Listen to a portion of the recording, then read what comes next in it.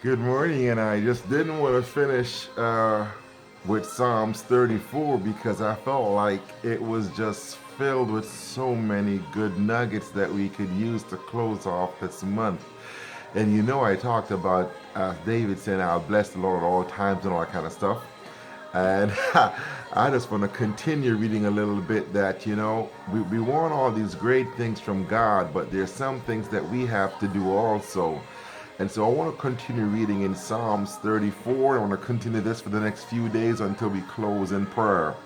And in Psalms 34, if you read verse 8, it says, "O taste and see that the Lord is good.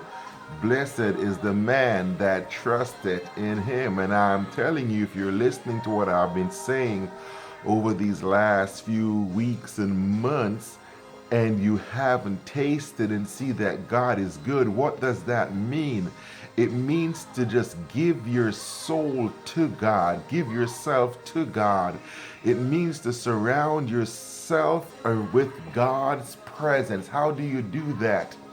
I want to tell you that you do that by doing a couple of things. You do that by surrounding yourself with the scriptures of God. You surround yourself with the music of God. You surround yourself with the preaching of God.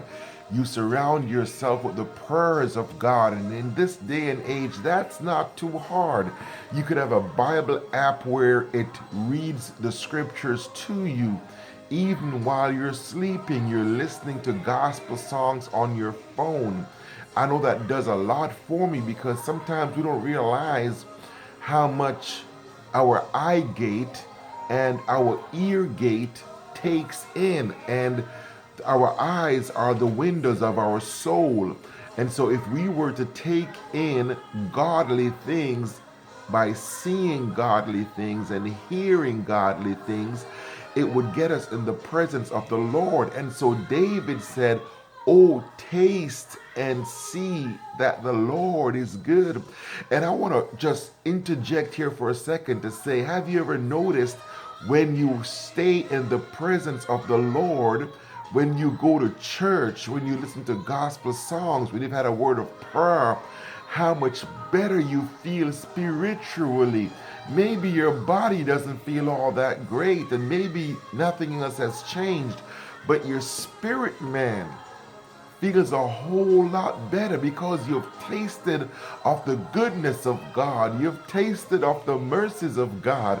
You've tasted of the grace of God. And now you know who God is in a nutshell. I'm going to continue a little bit. Grace, peace, mercy, and blessing.